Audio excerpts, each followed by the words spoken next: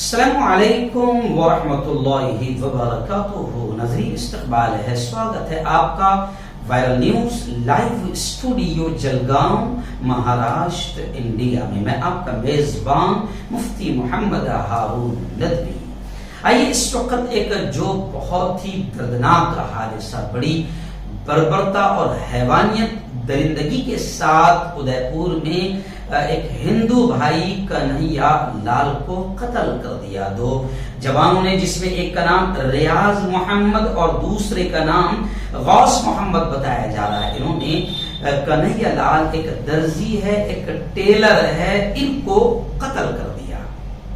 सबसे पहले मैं थोड़ा सा आपको बताऊंगा कि आखिर कौन है इसके जिम्मेदार और क्यों बन रहा है ऐसा माहौल, और कैसे रुक सकता है यह माहौल, अमन कैसे आ सकता है, शांति कैसे आ सकती है, नफरतें कैसे खत्म हो सकती है, और कौन इसका जिम्मेदार है। थोड़ा सा आप खुद समझ लेंगे पूरी गुफ्तगू सुनकर।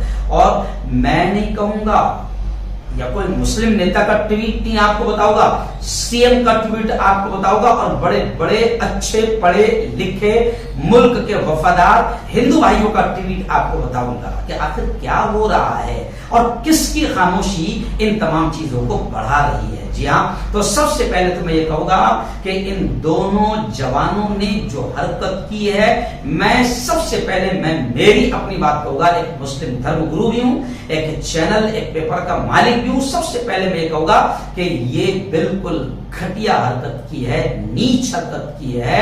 ना संविधान इसकी इजाजत देता है, ना धर्म इसकी इजाजत देता है। और सबसे पहले मैं मांग करूंगा कि इन दरिंदों ने बड़ी बर्बरता के साथ एक हिंदू भाई का कत्ल किया है, मर्डर किया है, इनको सख्त से सख्त, जल्द से जल्द सजा दी जाए। पहले हम ये मांग करेंगे। जी हाँ, क्योंकि हमको सुना ही जाता है थोड़ा सा अलग निगाह से। आइए चलिए, जहां पर यह घटना हुई है राजस्थान के उदयपुर में। राजस्थान में कांग्रेस की हुकूमत है, वहां के सीएम अशोक गहलोत ने सबसे पहले, इनके बातों से आप समझ सकते हैं कि असल ये नफरतें क्यों बढ़ रही है। अशोक गहलोत ने ट्वीट करते हुए लिखा है, अशोक जी लिखते हैं कि मैं बार बार बोलता हूं मोदी जी को, अमित शाह जी को, कि आप क्यों नहीं पूरे देश को एड्रेस करते हैं। यानी वो कहते हैं कि मोदी जी, अमित जी, आप बोलें, मुंह खोलें।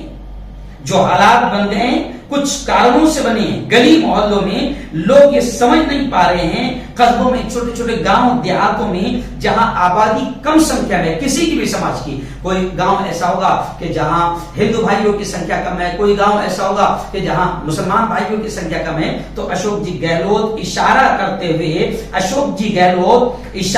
हुए ये कह रहे हैं कि मोदी जी, अमित जी, आप क्यों नहीं बोलते हैं, क्योंकि आप अगर बोलेंगे, आप एड्रेस करेंगे, आप लोगों को समझाएंगे कि भाई ये नफरतें खत्म करो, प्यार मोहब्बत का, अमन का माहौल बनाओ, तो ये सारी चीजें खत्म हो जाएगी। बल्कि अशोक जी गहलोत कहते हैं, बहुत अच्छे से ट्वीट करते हुए कहते हैं, यानी मोदी जी और अमित शाह जी से, कि मोदी जी, अमित जी, अगर हम लोग कुछ बोलते हैं, अपील करते हैं, तो उसका फर्क पड़ता है। पीएम अगर बोलते हैं तो ज्यादा फर्क पड़ता है। पीएम अगर मुल्क का ये बोल दे कि क्या चल रहा है, ये हिंदू मुसलमानों में नफरतें कौन पैदा कर रहा है, ये नफरतों को रोका जाए, इस दरिंदगी को रोका जाए, ये अमन और शांति को भंग करने वालों को रोका जाए, तो खुद अशोक जी गहलोत कहते हैं कि मोदी जी, अगर आप बोले तो फर्क पड़ता है, आप बोलेंगे तो फर्क पड़ेगा। मेरा मानना है, वो कहते हैं, मेरा मानना है कि पीएम को पूरे देश को संबोधित करना चाहिए, अपील करनी चाहिए कि हम किसी भी कीमत पर हिंसा को बर्दाश्त नहीं करेंगे और प्रेम भाईचारे से रहो सब आपस में। ये कहने में क्या हर्ज है।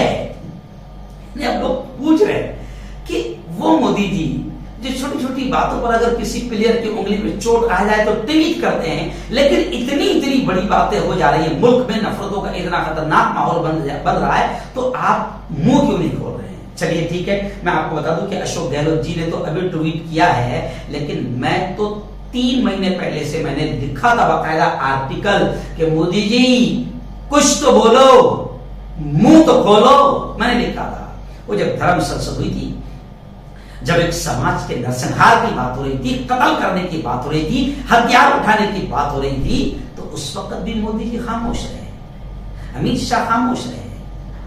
अगर ये उस वक्त ही बोले और पहले ही बोल दें कि ये नहीं चलेगा, ये बर्दाश्त नहीं होगा, तो मैं समझता हूं कि किसी की हिम्मत नहीं होगी कि हिंसा फैलाए। लेकिन कहीं ना कहीं इनकी खामोशी, अब लोग कह रहे हैं कि इनकी खामोशी कहीं ना कहीं जो है वो यूं समझिए कि अमन को खत्म कर रही है, क्योंकि मोदी जी ने बोलना चाहिए। आइए चलिए मैं बोलूंगा तो फिर थोड़ी सी बुरा लगेगा। चलिए मैं हिंदू भाइयों की बातें सुनाता हूं। भानु कुमार झा है, बड़े आदमी हैं, उन्होंने ट्वीट करते हुए लिखा कि पीएम को ऐसे समय में आकर पूरे देश को संबोधित करना चाहिए, अपील करनी चाहिए कि हम किसी कीमत पर हिंसा को बर्दाश्त नहीं करेंगे। ये कहने में आखिर मोदी जी को हरज क्या है? सभी सवाल कर रहे हैं कि मोदी जी आखिर आप बोल क्यों ले रहे हैं? छोटी छोटी बातों पर आप बोल देते हैं। आपको आम कौन सा पसंद है?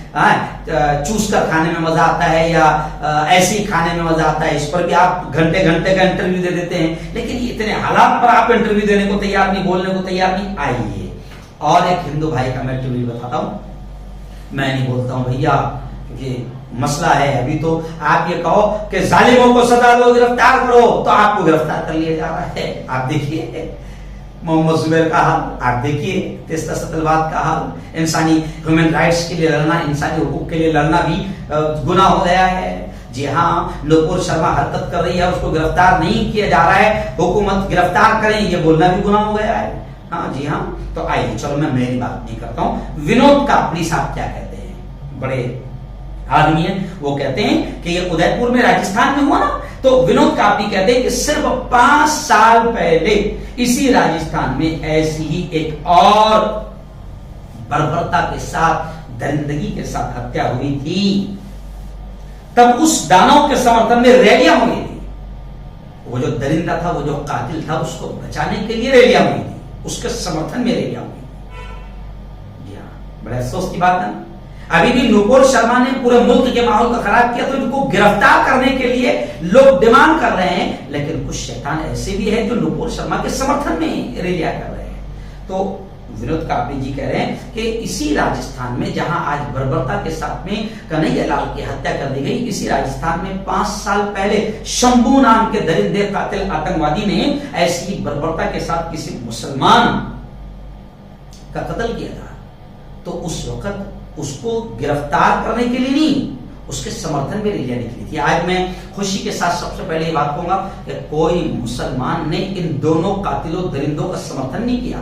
मैंने प्राइम न्यूज में आज बता दिया कि दरगाह अजमेर से लेकर, जमीयत उलमा से लेकर, असदुद्दीन ओवैसी से लेकर तमाम मुसलमान लीडर, पॉलिटिकल लीडर, धार्मिक लीडर, सबने इसकी निंदा की और कहा कि इन दरिंदों को कड़ी से कड़ी सजा दी जानी चाहिए। लेकिन इसी 5 साल पहले विनोद कापड़ी कहते हैं कि एक दरिंदा जिसने किसी मुसलमान को बड़ी बर्बरता के साथ कत्ल किया था, हत्या की थी, उसके समर्थन में कुछ दरिंदों ने रैली निकाली थी।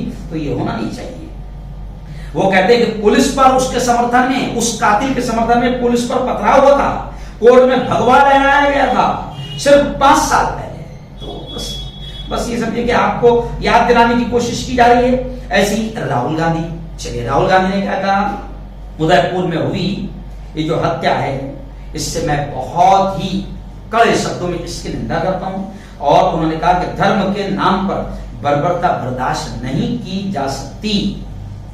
धर्म के नाम पर कोई भी करे, इधर से करे या उधर से करे, इस हैवानियत से आतंक फैलाने वालों को तुरंत सख्त सजा मिलना चाहिए। लेकिन कमाल की बात है कि इससे पहले जिन लोगों ने बर्बरता की है उनको सजाएं नहीं मिली, बल्कि उनके समर्थन में रैलियां निकाली गई। ऐसे ही उन्होंने, राहुल जी ने कहा कि हम सभी को साथ मिलकर नफरत को हराना है। जी हां, और मैं पहले दिन से यह कहते आ रहा हूं, बल्कि बल्कि इन 5-7 सालों से मैं और मेरे कायद, हमारे लीडर अरशद मदनी पहले दिन से कहते आ रहे हैं कि नफरत को नफरत के जरिए से खत्म नहीं किया जा सकता।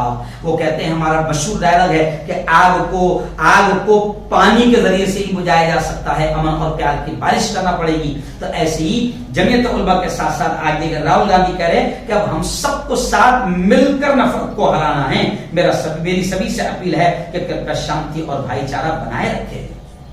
तो बस आज फिर कन्हैया की जो हत्या की गई है, फिर मैं आखिर में इसकी निंदा करता हूं, इन कातिलों को सख्त से सख्त सजा दिलाने की अपील करता हूं। लेकिन फिर हाथ जोड़कर, हाथ हमारे धर्म में जोड़ा नहीं जाता है, फिर भी हाथ जोड़कर मैं मोदी जी, अमित शाह से कहता हूं कि प्लीज, आप हमेशा मन की बात करते, आपके मन में ये क्यों नहीं आ रहा है? आप कभी खुलकर देशवासियों को ये पैगाम क्यों नहीं दे रहे हैं कि ये दरिंदगी नहीं चलेगी, ये बर्बरता नहीं चलेगी, कोई भी करे किसी भी धर्म के खिलाफ ये बर्बरता नहीं चलेगी, दरिंदों को फांसी दी जाएगी। अमन की अपील आप कीजिए, शांति की आप अपील कीजिए। मैं मोदी जी, मैं आपसे कहता हूं, मैं एक बहुत छोटा आदमी हूं, मैं एक बहुत छोटा आदमी हूं, लेकिन जब मेरी बात को लाखों लोग मानते हैं तो आप तो हमारे पीएम हैं मोदी जी।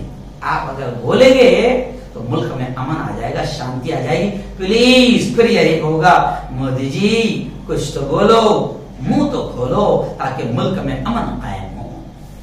और हाँ, अब मैं आखिर में मैं अपने तरफ से मैं 10-12 साल से यही काम कर रहा हूँ।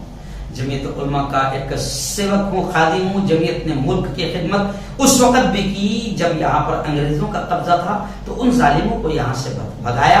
और जब भी मुल्क में आफत आती है तो जमीयत खिदमत करती है, सेवा करती है। मैं खुद 10-12 साल से मेरे प्रवचनों में, मेरे प्रोग्राम्स में, मेरे बयानात में हर जगह राष्ट्रीय एकता पर बात करता हूँ। तो आज मैं मेरे मुल्क के हिंदू मुस्लिम तमाम भारतीयों से यह अपील करूंगा कि दोस्तों, बस हो गया यार, बहुत हो गई नफरत।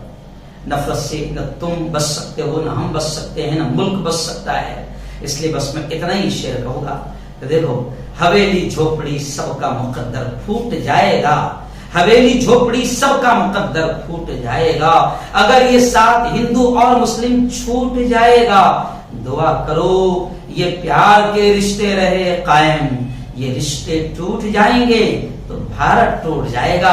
और मैं दोनों से ये कहूंगा कि अपने अपने समाज में जो घटिया और नीच किस्म के लोग हैं, दोनों तरफ है, वो लोग जिनकी रोजी रोटी ही सिर्फ नफरतों पर चलती है, मैं दोनों समाजों से कहूंगा कि उन शैतानों को, उन जहरीले सांपों को जो हमारे बीच में समाज में पल रहे हैं, बढ़ रहे हैं, हम उनको पहचाने, उनसे दूर रहें और उन जहरीले सांपों का जहर खत्म करें, उनकी फनों को कुचलें और इस प्यारे मुल्क को बचाएं। एकता, अमन, शांति को कायम करने के लिए काम करें तो रब खुश होगा। वरना याद रखो, दुनिया में भी सुकून नहीं मिलेगा और मरने के बाद तो फिर जाहिर बात है हमेशा हमेशा की जहन्नम और नरक में जगह मिलेगी। इसलिए मैं दोनों समाजों से कहूंगा कि प्लीज इस मुल्क को बचाने के लिए अब एक साथ आगे आ जाओ।